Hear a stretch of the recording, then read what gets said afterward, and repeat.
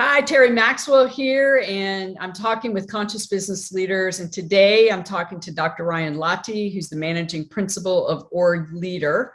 So, Ryan, how would you describe the focus of your work?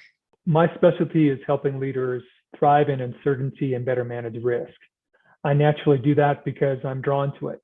So I'd be doing it even if I didn't get paid. And when you say uncertainty and risk, what does that mean to you? Well, we face uncertainty on a daily basis in different forms. And it can be anything from speaking truth to power, could be leading digital transformation, dealing with conflict, navigating COVID. It comes in a variety of different forms. And by uncertainty, just to kind of give you more of a description definition of it, here's how I define it. What I mean by uncertainty is a situation you've never encountered before, or a similar circumstance where something new has been added to it, which makes it uncertain.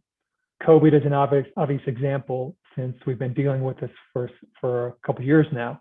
But if you take a step back and think about it, COVID is a novel virus. We have not encountered COVID before. Taking a different angle, if you're looking at something like a meeting with a VIP that you just met. The VIP, obviously you've had meetings before, but you haven't had a meeting with this VIP. So the challenge comes as you sit in that meeting and you hear that he's saying some things you completely disagree with, and you notice he has a short temper, a short fuse. The uncertainty is how will he react if you disagree with him. So anytime you have uncertainty, you have risk. You have risk because if you mishandle that situation, it could easily go sideways on you or have the opposite effect of what you want.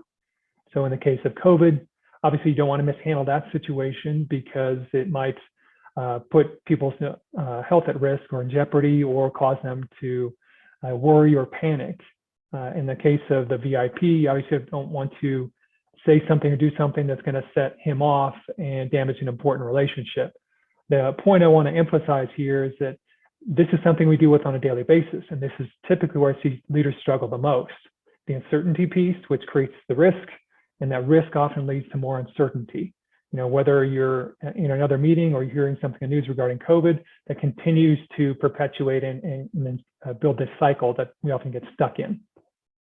Yeah, and I know over the last few months, I've observed business leaders facing a variety of challenges.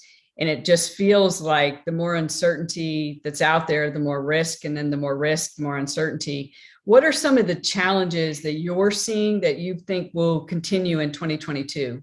Probably the most common ones that kept coming up were the following: taking on larger roles and responsibilities. And obviously COVID impacted that because many people are having to take on broader responsibilities, whether leadership level or not.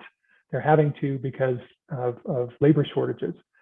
Another one is trying to retain top performers. So if you have those performers and they're taking on greater responsibilities, how do you make sure they stay?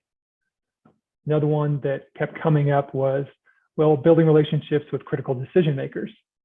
And probably the next one and the most common one was, well, how do we kind of establish trust with customers?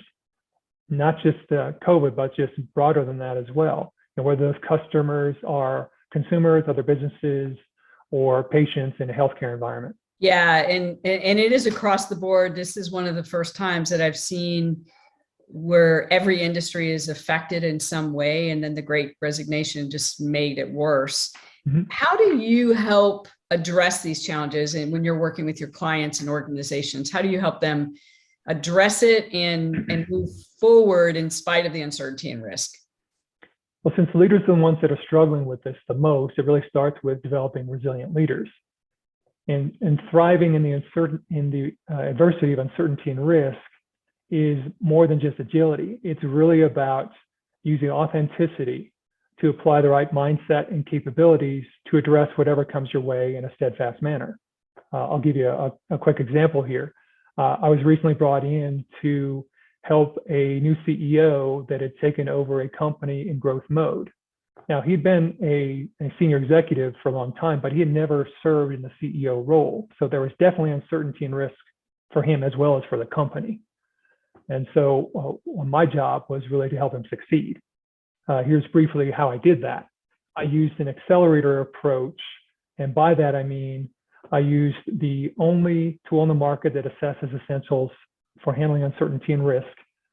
Using that baseline, we identified 2 vital areas for him to focus on to accomplish what he needed to in the next 12 months. And based on that action plan, I did one-on-one strategy sessions with him 3 times per month for 12 months. The net result was that we helped him increase the trust with his executive team, and we helped him manage conflict more effectively. And those results, particularly increasing trust and managing conflict, why is that so important?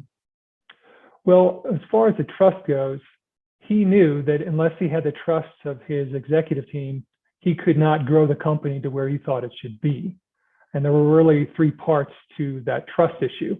The first one is what his predecessor had created. The prior CEO had created a competitive environment among the team members, which damaged trust. Basically, what he did was that he would go and ask for their input after he had already made his decision. So what the team members would do, because they knew that, they would try to align or at least figure out as best they could the direction he was leaning. They would try to align with him as best they could. The problem with that is that it created a situation where they often undermined each other, which further damaged trust. So the second part of that trust issue was that he had a couple members of the executive team that really were not operating at the executive level. They'd been with the organization for a while and were liked, but they really weren't operating at the C-suite level. The team knew that, as did the prior CEO. He just didn't do anything about it. So that further kind of undermined his credibility and his trust, and also made the team members question, well, is a new CEO going to do something different, or is he just going to continue to do the same thing? The third part of that trust issue was that the new CEO used to be a peer to those team members. Now he was their boss. So he had to deal with those dynamics of going from a peer to their boss, which is awkward and obviously creates more uncertainty and risk. So as I asked the new CEO, I said, well, how do you want to lead this team? And he said, well, I want to lead it in the exact opposite of what my predecessor did. I actually want to create a collegial environment, not a competitive one. I want their input because that will help me make decisions. Obviously, I make the ultimate call, but I do want their input. And so as he and I talked more, we realized, okay, then you've got to start by building the trust to address that issue as well as the other 2 that I just mentioned. So that's the trust issue. Let me talk a little bit about the managing conflict issue, which was the second area that he improved on. That was critically important because the new CEO had a tendency to get entrenched, or he would dig in his heels if there was disagreement. So that would often lead to it becoming this contentious test of wills, which obviously was not productive. So as I talked with him more and more, I got him to understand and accept the fact that conflict isn't something you want to eliminate. It can be good or bad depending upon how you handle it. The key for him was to have productive conflict. And as I worked with him, I got him to understand, well, you need to focus more on the underlying issue and less on the characteristics of the opposition. Yeah, and I would imagine that trust is probably the key to retaining high performers. So can you talk a little bit about that? Because I think that's one of the biggest challenges that companies have that is going to create incredible risk, is retaining high performers. Great question. And as I talked to a variety of executives over the last several months, many of them are referencing the Great Resignation as they talk about retaining top talent. And here's the interesting thing. Many of those same leaders are what I've found are too focused on money. And focusing on money is not likely to get the results they're looking for. And by that, I mean, they were talking about, well, let's just increase the signing bonuses. Let's increase base salaries. Whether it's retaining people or attracting new ones, let's just take a monetary approach. Unfortunately, that's not likely to get the payoff they're looking for, because you and I both know that money is not the only key driving factor. In fact, there are others that are just as important, if not more so. So what I'm talking about is inspiring team engagement. And what I mean by that, when I'm talking about team, I'm not just talking about direct reports and colleagues, I'm talking about the workforce. So this is really about building a motivating work environment where people want to be and stay. And it's not just talking about culture and corporate values. So if we take a step back and think about, well, what is it that impacts the work environment the most? I can tell you firsthand from working with STEM organizations across 20 industries that it's leadership. And even beyond me, we know from research dating back to the 1960s at Harvard that 50 to 67% of what people experience as a work environment is due to the approaches that leaders use.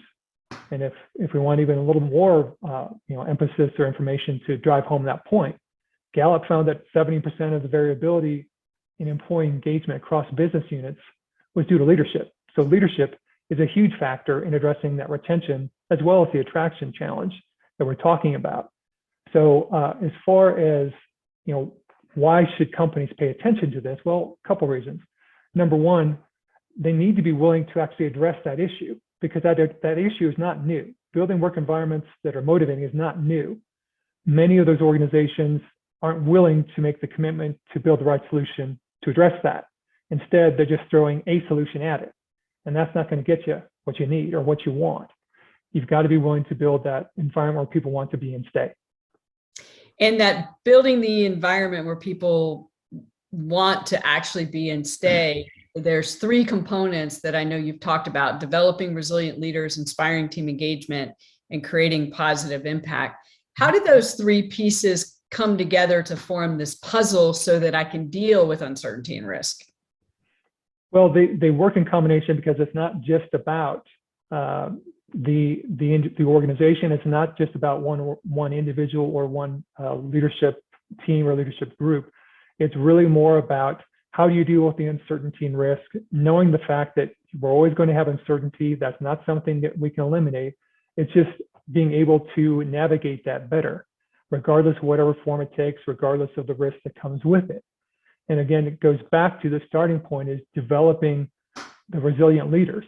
And by that, it's not agility. It's not just about, being able to, turn on a dime. It's really about using authenticity, basically your North Star or your compass, to apply the right mindset and the right capabilities to address the uncertainty and risk, no matter what comes at you on a regular basis, and just get comfortable doing that. It's not the other thing I would share with you as I talk with executives and they find that I work on uncertainty and risk. The first question, or the most common question they ask me is, can you send me an article that will help with uncertainty and risk? Of course, the answer to that question is yes. My question back to them is, what's your objective? If you just want to talk about uncertainty and risk in a meeting or over lunch, then yes, that article will give you some knowledge. However, if you want to thrive in uncertainty and the risk that comes with it, it's not just about knowledge. That's not a knowledge issue. That's a proficiency issue. So if you are really trying to use, and this is where I had some interesting conversations with some executives, the place where I see leaders and organizations go astray the most is they try to use a knowledge-related solution to address a proficiency-related problem.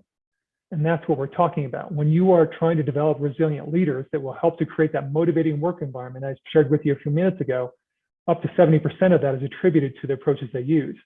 If you're going to try to develop those type of leaders, you've got to build the intrapersonal and interpersonal essentials that will help do that. Knowledge is not the ending point. It's just a starting point. It's about proficiency so that you're doing it without having to think much about it. And I think that's the key, authenticity and trust is tied to proficiency. So I think you're spot on there. Well, we're almost out of time. If businesses want to find out more about what you do, what's the best way that they can reach you? Well, the easiest way to reach me would be at my company's website, orgleader.com, or they can send me an email, rklahti@orgleader.com. I'm also on LinkedIn and Twitter. Those are easy ways to get in touch with me as well. Awesome. Well, Ryan, thank you for the work that you do. You're one of my favorite people to recommend because you have a unique and well thought out solution to what I believe is the biggest business problem, and that's this uncertainty and risk loop that we are stuck in globally. So thank you so much for the work that you're doing. It's obvious that you're passionate about it, and thanks for being on this session today. I appreciate it. Thanks for having me.